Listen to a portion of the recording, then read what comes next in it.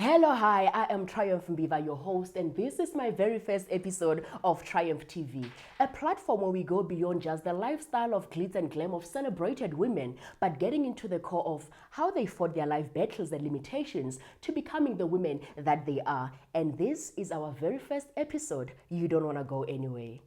Today's guest, she is a servant of the community, former Mrs Pretoria 2016, and the face behind the Apple of His Eye magazine. Busi Roberts, welcome, and how are you doing? Thank you very much. Thank you for having me. I'm doing very well. Thank you. Thank you very much for honoring my invite. Thank you so Welcome. much. Busi, getting straight to it, given the time, there's so much more that we could talk about. But what actually sparked my curiosity, the first thing that I wrote when I read about your profile was Mrs Pretoria 2016. What stood you the chance above and amongst all the other ladies, and what evoked the thought of entering Mrs Pretoria as a mother and a wife? Well, I think all of us at some point in time, we want to make a difference, in our society. But most of the time we think of it, someday we're going to get to it. And I came to a point in my life when I realized that someday better be now. Otherwise, when I'm 60 years old, I'm going to look back and I've missed all those opportunities. And I also was looking for a platform to engage with more women as I was embarking on a women's organization at that time. So those were initially the reasons why I got involved with Mrs Pretoria. Obviously, I didn't exactly necessarily go in thinking I'm going to win this. No, it wasn't really about the crown. It was really about the networking, the opportunity to build relationship, friendships if one gets lucky, because that doesn't always happen in pageants. So that was really what inspired me. And also being a mom of two girls, it's quite important that they see what the possibilities from a young age, that you don't just talk about what you can be, you become that example for them. They don't need to look outside of the home to see inspiration, to know that besides being a wife and a mother, there's so much more that you can do. There's a purpose only you can fulfill. So those are all the reasons really that I decided I'm gonna go for it. And when you look back, what do you think actually gained you the crown amongst the other ladies? Do you ever think, maybe sit down and think, but I did this and this right? Or is there anything that you think actually won you the crown beside the other ladies? I do believe that every single one of us, there comes a time when it is your time. I can never really say I was better, than somebody, but sometimes certain things come together, and all your preparation that you have made, there comes a time that actually it all comes to fruition. So, had there been maybe other ladies who entered the following year, maybe I would not have won. So everything conspired together that I win the title that year. But not that I'm taking away from the work that I had to do. I really did work hard. I worked hard at raising funds. I worked hard. I had to completely get out of my own comfort zone, because I'm not a person who likes asking people for things. And I realized I wouldn't stand a chance of getting where I need to get if I don't do that. Where for the first time in my life, the answer no didn't scare me anymore. I went in asking for whatever I needed, knowing the answer can either be yes or no. If it's a no, I've already prepared myself for it. So those are one of the things that I think helped me just keep pushing, and also just really having a game plan. Don't just wake up and just go with the flow and think, what is it that I'm going to do? How am I going to put myself forward in order to stand out? And yes, not better than others, but the best version of me I can be.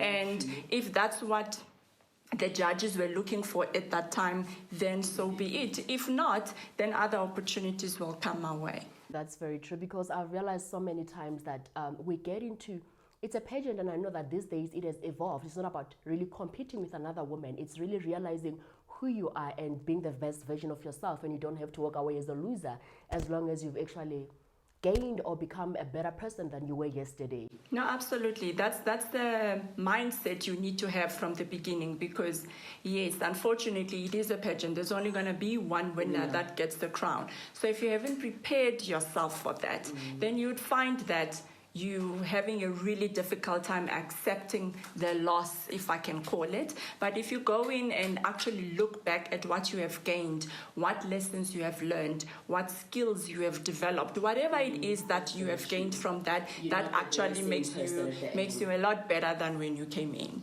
Can we say that Mrs Pretoria platform birthed this beautiful magazine that won my heart from the very first day that I set my eyes on it, and I believe that it's every woman must read. Can you please tell me a little bit more of Apple of His Eye and what you aim to achieve with it?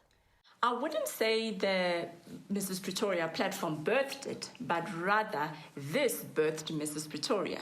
Right. It didn't exist then, but at the time I entered Mrs. Pretoria, I was busy working on forming the organization, the Apple of His Eye.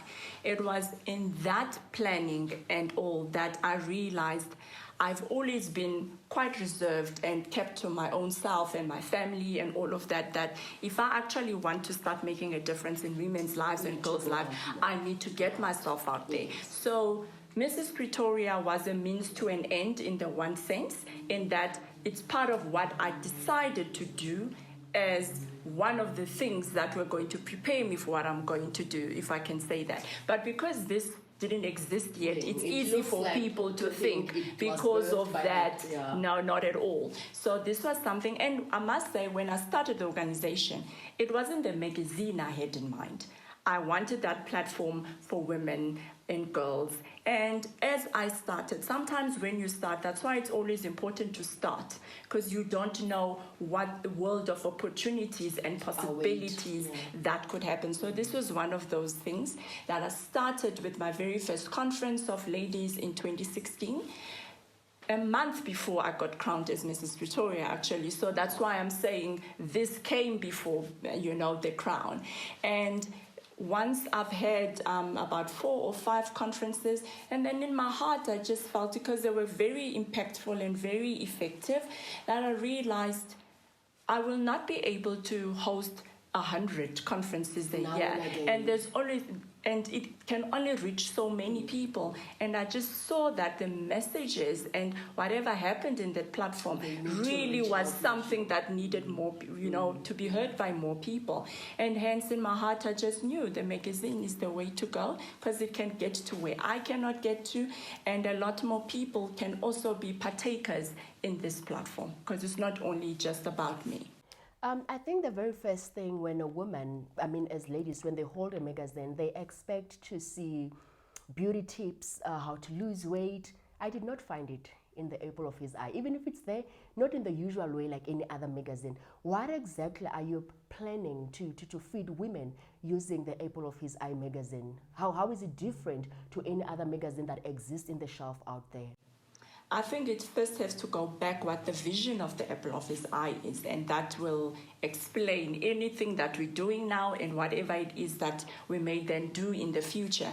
That the Apple of His Eye, first and foremost, it's actually a vehicle or a platform where we want to help women, discover or identify their purpose and identity in Christ. So it is a Christian-based magazine, because often we identify, especially as women, we identify ourselves by what we have and what we don't have, whether I'm married, therefore I'm a Mrs., or I'm unmarried, I have children, I don't have children, I have a job, I don't have a job, I've got a business. We scale one another up, or we also look at ourselves that way, and then we kind of see where we fit in society because of those materialistic things and things that are gifts today that we might not have tomorrow. So, so for me, when we started, this was all about actually helping people, women specifically, to actually define themselves in something that's a lot more rooted,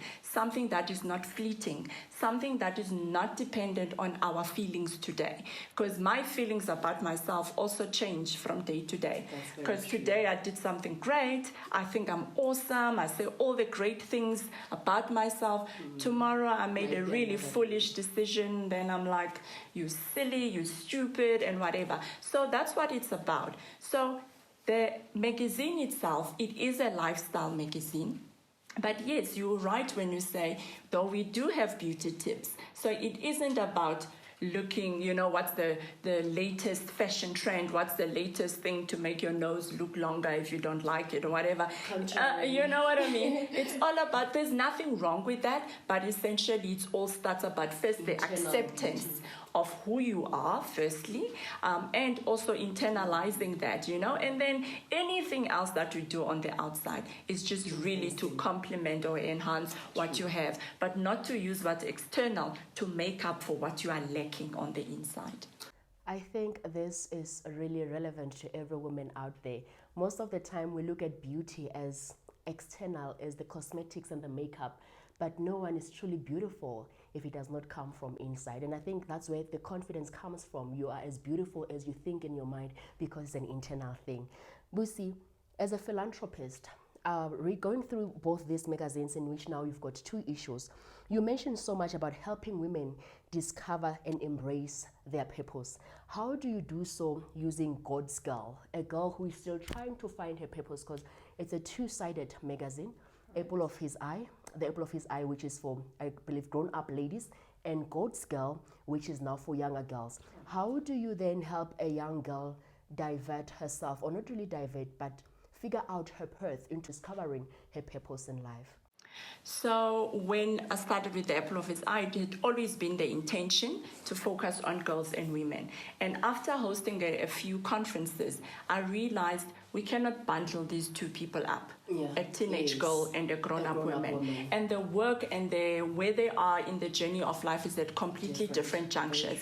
So with the Apple of His Eye, often the focus would be on restoration, because this woman has already gone through things. Life has happened.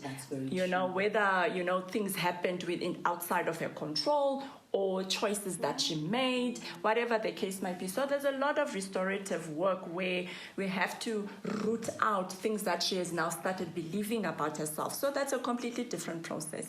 Now the aim for God's Girl is to focus on the teenage girl, twins and teens who are still navigating through life, where I believe that if we can help them make good choices today, the type of women we're going to have is magnificently different from the women that we are dealing with today, because we help them know who they are from a very young age. So regardless who comes later on and try to change their minds and show them something else, they are so rooted, they know who they are. You try next door, not me. So that's what it's about, and to help them make better choices today, to actually open their eyes up to what making the right choices today, which may not seem popular, but what advantage that lies later on in your life. Because I'm sure if you ask a lot of people, if they could go back to when they were 16, if they could go back to when they're 18, they could have done things differently. But there wasn't somebody there perhaps to guide them, or to say, you know what, we know this is difficult. We know it's not popular. We know your friends are not doing this. It's an upstream road and not downstream like everybody else.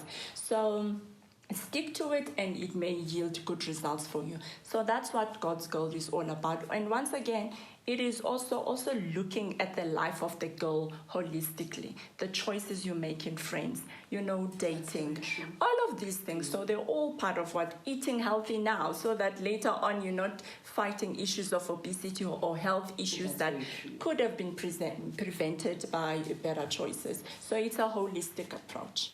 I truly believe that our testimonies and the things that we do in life, most of the time there is something in the background that propels us to do those things. Is there any particular experience or hardship in your life that you could share a little bit to actually help others know that it's not speaking from theory or because you had the resources? Are there any difficulties in your life that actually also help to drive all these things that you have been? You are a director in one of the most influential companies. Is there anything in the background that actually kept on pushing even when things are hard? I think for me, one of the things that I can say is that I was fortunate in the one way that when I read about God's Girl, when I read the stories there, it reminds me of who I've been all my life, that through the teachings of my parents, which were not popular. I grew up not having friends because when they were going to parties, I had to be at home at 6. I mean, not until I was 21 that my curfew was 6 o'clock. It never changed. Until I got married, they never changed it. And so that wasn't really a popular kind of lifestyle, that even though in my heart I was begrudgingly thinking, I have to go home now and all of that. It wasn't popular at the time. Now I look back. I always think of a song that Thandiswa Mazwai sings when I think back on my life that says, I remember the time when I used to be in church all day. And my friends used to laugh about it, me and all of that. But now when I think back, I wish I could have stayed all day in church. Exactly. So that's what happens with hindsight, when you think, oh my goodness, thank goodness I did that. But it wasn't easy. So it didn't look that good. No, it wasn't fun. In fact, I was making promises to myself that as soon as I turn 18, I'm going to do this, I'm going to do that. And later on you realize, the blessing in the teachings that you've received, and you want to go back and say, thank you, Mom and Dad. You know what I'm saying? Yes. You knew better, even though I didn't think so that way. But besides that, yes, there are things that happened, that happened in my life that, that could have killed me. For example, it was when I was 17 years old doing my matric that the doctors discovered I had a congenital heart disease. I went to a doctor just because I had sprained my neck during the matric trial exams. I couldn't turn and all of that. And while I was there, he was not even worried about my neck. He was concerned about my heart. And then he goes, can I refer you to a medical technologist? I'm like, okay. What? And then off I go, and these two guys come and they did tests and speaking English, and halfway through they start switching and they speak Afrikaans, and halfway they go, do you understand Afrikaans? I'm like, I do. I've heard everything you're saying. And now here I am doing my matric, and I get diagnosed with a congenital disease, which baffled doctors that how could it not have been picked up, because it was a disease I was born with. So it was basically a hole in my heart that never closed as a baby. So my heart, my chest was enlarged because my heart had doubled in size. I couldn't do any sport. I could do nothing. If I ran for 2 minutes, it would take 30 minutes for me to recover. I just, I couldn't breathe and all of that. And it took 2 more years for them to actually be able to operate and now correct it. And now that was also a struggle. So for me, and when I hear about people who had that disease, and when it wasn't picked up, some of them didn't make it past age 8, age 9. I look back and I think, God had been so gracious to me. There has to be more to my life than just living for myself. There's got to be more. There's a reason why he spared me to be here today. That I've got to do something for people. It's not just about that story, but it's about collecting other people's stories and putting it together in this platform and taking it out there to make a difference in the lives of others. Do we need a tissue? We might, but it's okay. As I've said, that there is so much more that we would need to speak about. But Triumph TV focuses in evoking hope in the society. And you speak so much. Now and again, it's about purpose. It's about what can I do for others. After discovering our purpose in closing, it's only half the battle won. How do we fight the doubt, the resources? I can imagine this looks so good. I typed the material and it only comes for free. How does one, this is your purpose. How does after discovering your purpose, because that is only 50% of what has to be done, how do you fight the doubts, the oppositions, people saying you can't do it? I'm sitting here today, it's Triumph TV. There are people who said the table is full. How do you overcome that? How do you say to another woman there, to another girl child there, how do you then go after your purpose in spite of all the obstacles? I think everybody right now, especially in South Africa, especially for women, I'm thinking of it now that with the recent crowning of our own Zozibini Tunzi as Miss Universe, everybody remembers her amazing speech, that significantly also helped her win the crown about taking up space. I truly believe it's very timely what she said, because often we look at, oh, there's no space for me at this table. And I think a friend of yours, before we actually came on, she said, create your own table. You know what I'm saying? We look at all of those things and we place limitations on ourselves, but this person is doing it. There are people who are doing it better. I'll be honest, before I started the magazine, there were popular magazines that are being taken off the shelves. They're discontinuing. People I've looked up to all my life. I promise you, it did shake me a little bit to think, oh my goodness, here's a person who's the guru in this industry. And they, you know, and there you are trying to do this. And then in my heart, I had to remember why you're doing this. And this is something I know for sure is a purpose that God has placed in my heart. And if He has placed it in my heart, He will definitely provide the resources. He will definitely make a way for it to move forward. All He needs from me, He doesn't need my resources. He doesn't need anything else. He just needs my willingness and say, yes, I'm going to do it. So if you know what your purpose is already, yes, sometimes it takes a long time from the discovery of your purpose and the pursuing of your purpose. It took me 7 years to actually do that. So I do believe that there's still strength today in writing down what your vision is. And every single small step that you accomplish, that helps you in moments when you are doubting.